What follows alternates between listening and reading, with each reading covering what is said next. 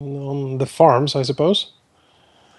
All right. Well, let's return to the wonderful world of the Rusty Dragon, where Ameko Kajitsu is silently lamenting. The wonderful world of the Rusty Dragon Inn. Just like its own world unto itself, a demi-plane constructed by a wizard. Exactly.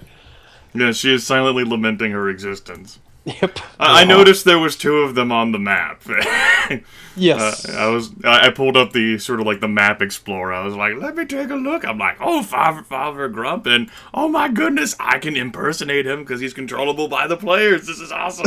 Oh my god, why?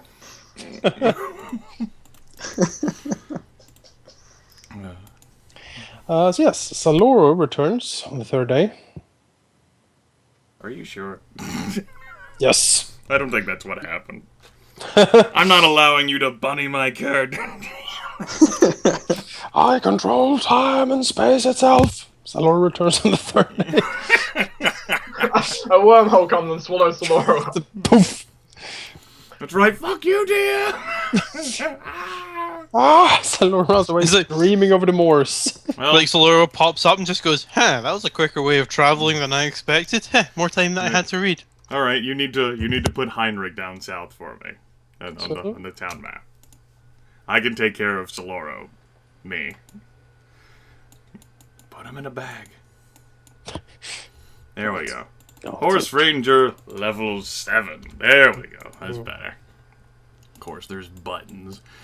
And Saloro. There we go. So, Saloro is making the trip at a slow rate. He has to allow the Tensor's floating disk to keep up with him. And Heinrich. So he's not going on a quick gallop. Besides, that would be overly taxing. He's not in that much of a hurry. He needs some time to think about what's happened and how much good he's done over his thousands of lifetimes that he can't really remember. But he's sure there was lots of good to be done there. And, making the southern approach, not encountering that much trouble. The only trouble ended up being one wayward ghoul in Foxglove Manor who had the misfortune of running into an undead ward, not being able to pass through it, and then getting surprised by Saloro. Very exciting.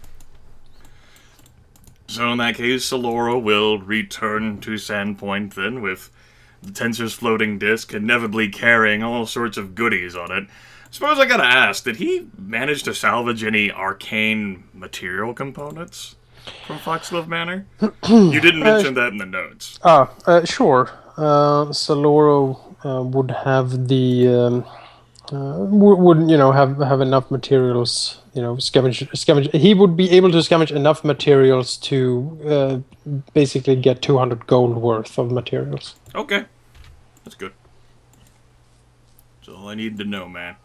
Well, not everything I needed to know. In that case, has Sandpoint, is it currently being raised by goblins or orcs? What is the situation? As Saloro comes in this lovely, beautiful morning with birds chirping in the forest he's leaving behind, and the late summer breeze sweeps through the forest, rustling the leaves, and there is the distinct smell of the fisheries. Oh, it's late summer here too. How are the months structured in our current campaign setting? They are structured, for simplicity's sake, they are structured basically as they are here on Earth, I would say. Yeah, just with different names on the months and stuff. I wasn't asking you, okay? Fine. I asked the DM. I'll go mute with my little corner. And I will try to. Okay, so that means that they're currently serving fall beverages in the taverns, right? Because, of course. Summer went out of style like 2 months ago. Yeah. Exactly. It's like, by the time we actually get to October, there'll be like winter lagers. Exactly. Alright, so Sandpoint then seems to be fairly intact. Are there refugee camps down here in the south? No. Most of the camp seems to be on the north side. Good. I'm not going there at all. Well, let's see here. Saloro has things with which he needs to communicate with people, and no one in his party is intelligent enough to actually talk to. As such, on this bright morning, he's going to have to slowly ride through town, the Tensor's floating disc going past, as he heads northward towards his good friend and incredible old man, Brodord Quick. Hooray! In which case, Saloro then on the early morning will be rapping on the door. There's a bit of a stir inside, and you can hear the old man coming closer as he mumbles to himself about early mornings and whatnot, and then opens up. What? He peers out in the morning dewy mist or whatever is outside. Yep. And he sees Saloro. Oh, well, if it isn't Master Saloro. And Saloro says, "Hi, I know it's early, but..." And then Saloro gestures slowly towards the floating disc beside him. "Knowledge can't wait." The old man corrects his, adjusts his glasses and is like, "Oh, even more knowledge, I say. Do you ever run out of these things?" Well, the world is full of knowledge. It's just so rarely discovered that it's easy for anyone skilled in the arts of finding it to locate. And then bring to one very proficient and knowledgeable. Oh, the old man sort of rubs his hands in anticipation. Well, this seems very exciting, actually. What do you have for me this time? And he sort of tries to peek at the disc. Let me come in first, and I'll talk about it. Oh, very well. He mumbles and steps aside. Yeah. Saloro will come in, the floating disc falling aside. "You will be interested to know that my group and I found another series of the catacomb ruins, this time beneath Foxglove Manor." He seems to think, Foxglove Manor, really? Yes.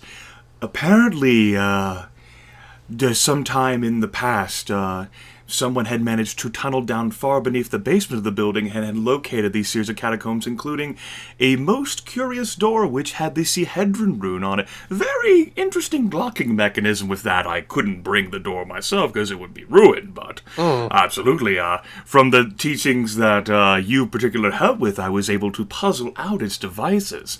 Now, as it turns out, all the legend and lore and superstition surrounding the place stems from one man, Vorl Foxglove, who had actually been on the path to lichdom.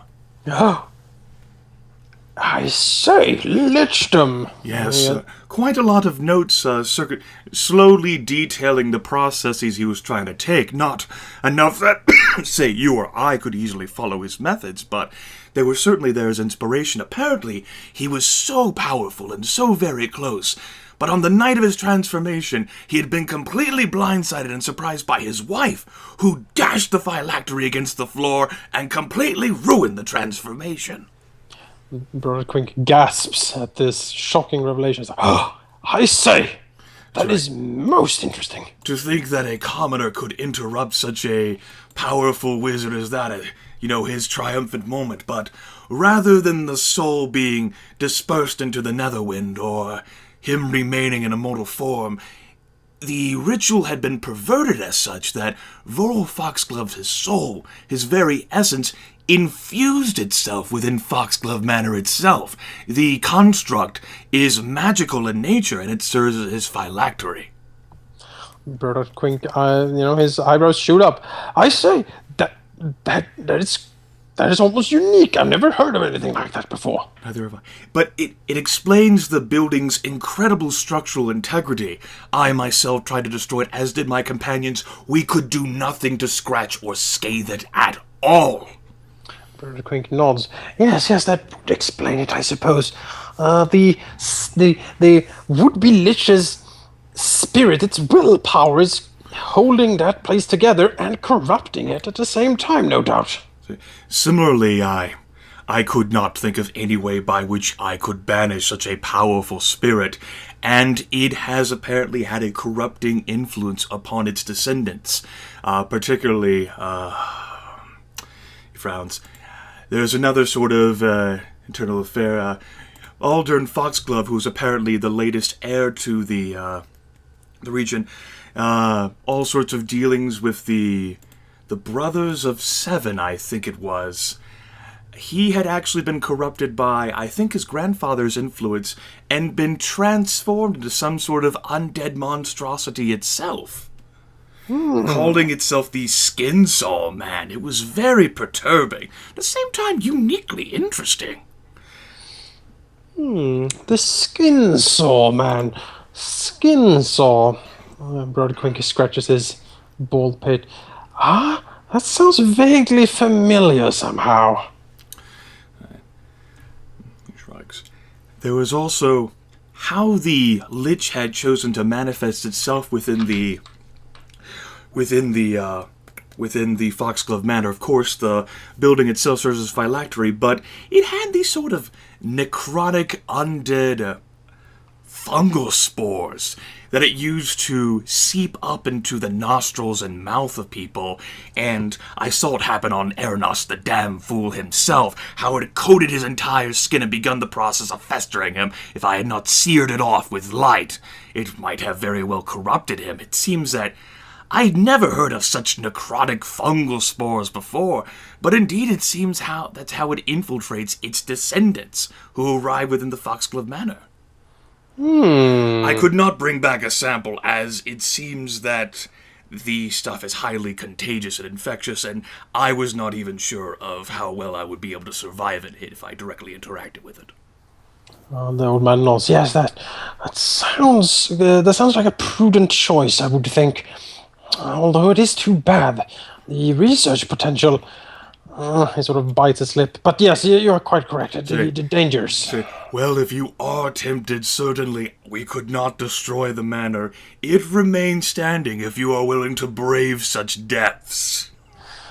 The old man seems to consider. And it seems sort of an internal war is raging inside him.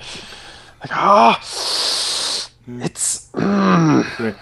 I would not recommend such a thing. You'll, of course, undoubtedly heard of the continuing chaos here within the city as town as more and more refugees have been moving in. That is due in a large extent to the amount of ghouls that have been raving over the countryside, and some of those may still be lingering around the manor, quite dangerous as well as infectious, as I'm sure you know. I see. Well, I say. As for what I ended up bringing, it was the collection of notes, esoteric, that could be salvaged. There was this interesting letter, note, instructions for Aldern Foxglove from someone who called herself Mistress of the Seven, at which point Saloro will brandish out the instructions that were given to him, or rather, he found that Aldern from Zanesha, Mistress of the Seven. Yep. And for those who wish to see the handout, it looks like this. That's right. Aldern, you have served us quite well. The delivery you harvested from the caverns far exceeds what I had hoped for. You may consider your debt to the brothers paid in full. Yet I still have need of you, and when you awaken from your death, you should find your mind clear and able to understand this task more than in the state you lie in as I write this. And that's a most interesting facet, that, for when we killed Aldern Foxglove, all of his skin sloughed off of him, and that's when he transformed into this undead monstrosity known as a Skinsaw Man, like it lurked just within him. I'd never heard of such a transformation either. The old man nods. That is almost unique, I would dare say. Whatever infected him, whatever corrupted this Aldern Foxglove, it was no ordinary sickness. I would dare say it was... He seems to think... Whoever crafted it must have been either very well versed in necromantic arts, or some kind of divine curse, perhaps. I am not sure. You shall remember the workings of the Sihedrin ritual, I trust. Sihedrin ritual? He seems to think... Well, we did find, as far as I can remember, we did find workings at some of the murder sites, did you not? That was ritualistic in nature? Yes, we did. Is there some connection here, perhaps? He sort of looks at the paper.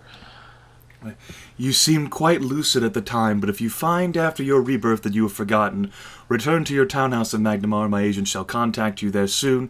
No need to bother the brothers further. I will provide the list of proper victims for the Sahedrin ritual in 2 days' time.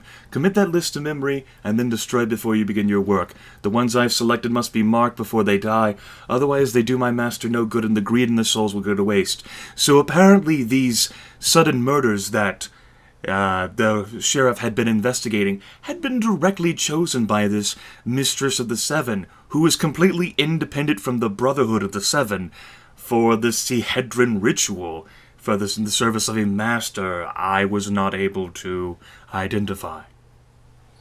Brodot looks at the paper and squints and seems to think again. Yes, this is most disturbing. Mistress of the Seven and this seal. And he points at the Sahedron mark at the lower edge of the letter.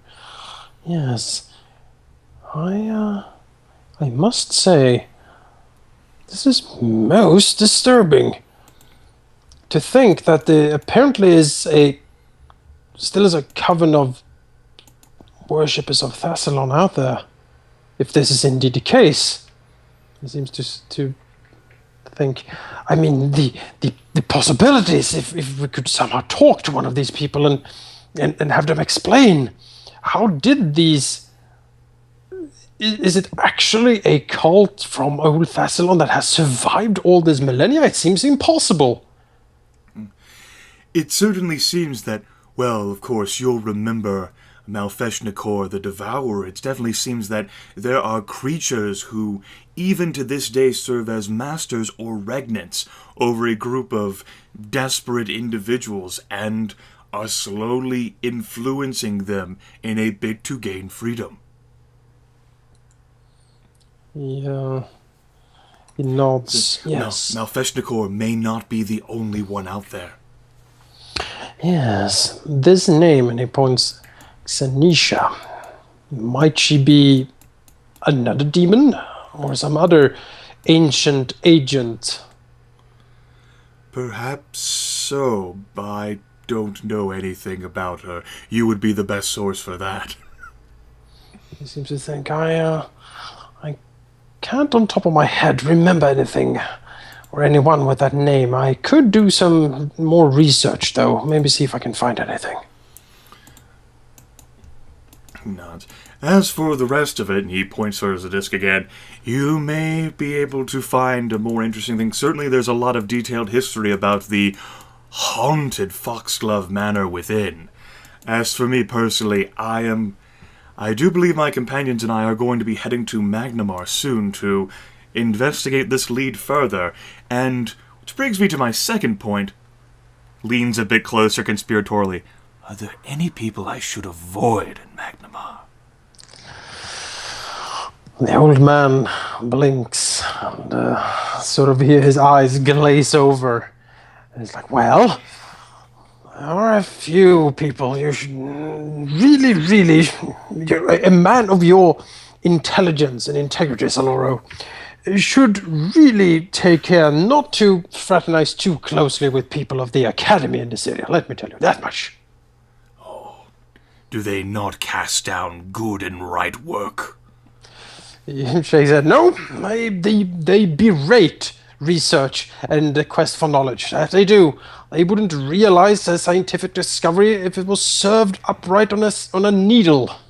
He sort of chews his beard a bit. Yes, I say, it's quite infuriating. Well, I do say, certainly I will make sure to avoid the Academy unless I must confront them at some point, and even then I will not tell them of the discoveries. Certainly not the most interesting ones. My tip would be, if you do have to speak with them, either, well, wear some sort of breathing apparatus so you don't, accidentally get noxious breath inside of you, or, well, maybe correspondence. You can at least read their letters at arm's length with a tongue or something. I imagine I could send my companions in my stead, so I do not have to directly interact with them. He nods. Yes, they seem thick enough. They shouldn't catch any of their stupid. There are advantages to working with others, Broder. He nods. That is certainly true, though. Yes. Our professional work together has been quite lucrative, I must say. So, on the negative side, I will not be able to make such interesting deliveries for you anymore, but I certainly do hope these tidbits, along with everything else, will tide you over for some time. You know, you have been most helpful, Master Saloro, and I will say, if you have any need of me in the future, or if you are passing by, you are welcome to visit. And it sort of looks almost like it hurt a bit to say it. Saloro offers a genuine smile. No, since the veil had been discarded in the cornfield. Why, I will certainly keep that in mind. The right to be able to call upon such a well-learned and incredibly gifted individual without feeling as if I am imposing on him. No, not at all, not at all. And he sort of scratches his head, and he actually looks happy. Well, I will. And then, Saloro will set the disc down and sort of leave it there. I will have to bring the note with me from the Mistress of the Seven in order to convince my, as you call them, thick-headed companions. But beyond that, I offer this to you with, you don't even need to pay me a finder's fee. The old man smiles broad and says, Master Saloro, you humble me. Your quest for knowledge and research is an inspiration to this old man.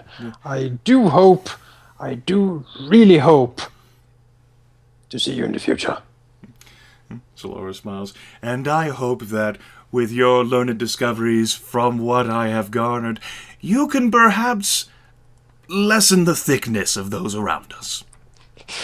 It is a crusade I will try to, to fight, I suppose. I hope you live for many more years. Oh, don't you worry. This old man still has a decade or two in him. And he chuckles to himself. Very good, very good. So long as you do not wake up one day and find out that this little town has fallen apart around you. That seems to happen every week these days. They might actually need your help more now than ever. Regardless of whether you like it or not, they do help to protect you. That's true, I suppose. Oh, well. I shall take your advice to heart, Master Saloro, and try to be more polite in the future, I suppose. Saloro chuckles, not entirely sure whether the old man will even remember this conversation by tomorrow. And he will politely excuse himself and leave. Yep. Brother Quink quite happily starts to catalogue all the notes and things Saloro brought him as he closes the door. Yep. And shrugs at Heinrich, says, I suppose I need to take this letter to the others. I do hope they've managed to figure out things like compensation for services while I was gone. I did leave them for 2 days, Heinrich. You'd think they'd actually know how to do things without me. Heinrich shakes his head. And with that, Saloro will ride on this morning to the Rusty Dragon. All right. Woo! There we go. It's hard to drag things through the blackness as a player. Yep. Giddy up, giddy up, giddy up, let's go. Let's run to the snow. It's summer! It's snow. We're in Australia. Does it snow in Australia?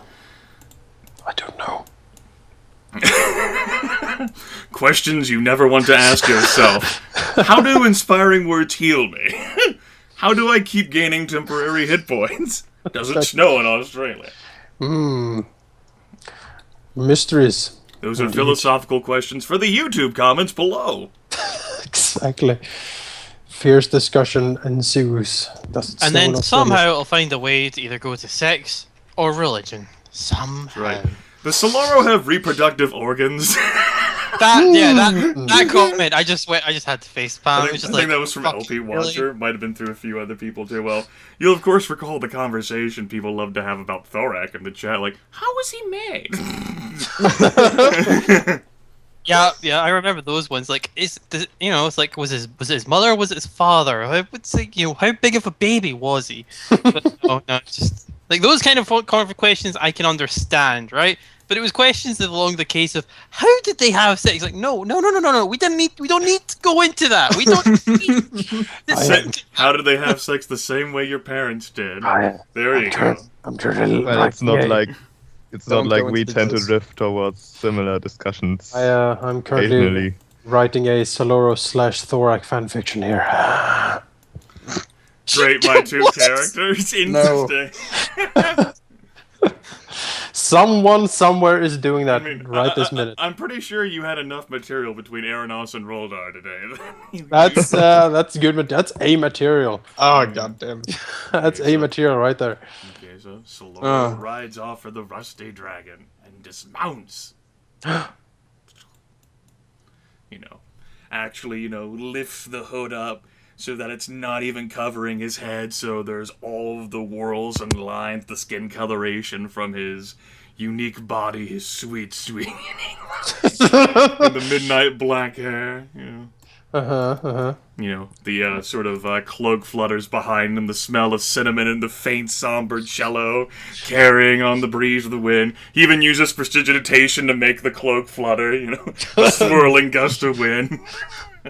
Yes. I'm gonna go brood in a dark corner of the Rusty Dragon Inn now, guys. Like it's some sort of internet chat room, and I'm gonna watch everyone now. And with Mage Hand, the door is pushed open, and Saloro confidently strides in the morning. What does he see? What does my brand purvey with 17 perception? Well, you do notice the usual Ameko Kaijitsu behind the counter doing some clerical work, apparently. She has a lot of notes spread out, and she seems to be balancing the books. He can hear the rummaging of Bethana in the kitchen and the smell of, today's lunch being prepared. He can also see his companions, the Vanguard, sitting around doing what exactly at the table? So Alvyn is looking quite bored. So what you see is you smash it with your hammer on the head of the zombie, stops it from getting back up, and then what you do is you burn the corpse over a moonlit fire. Now that's the hard part. You need to wait for the moon to start the fire. And that will accomplish what? Well, obviously it will stop the raccoons from mating. You do not follow. Not every step, no. So let me just start over.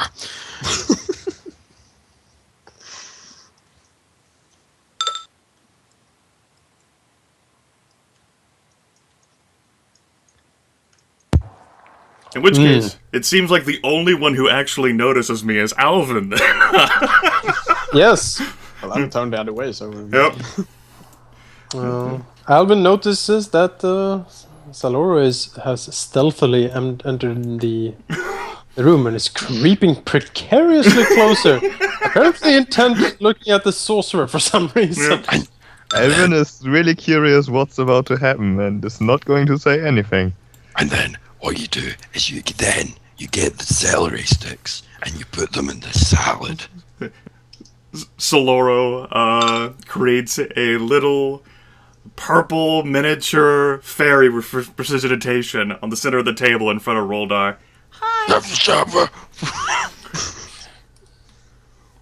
Roldar falls off of his chair. I'm not expecting this. That's right. That was a stealth check of 18, bitches. Erevan sees Roldar just fall off his chair with this sprite, looks at Saloro, looks at Roldar, actually gives up a bit of a laugh, then looks expectingly at Saloro. Saloro waves off the little purple sprite. Looks down at Roldar, extends a hand. You need help down there. great and fierce Roldar took. Yes. Oh, hello, Saloro. No, I'm good. All right. I know there was a very intense discussion. I apologize for interrupting. Saloro doesn't look like he's sorry.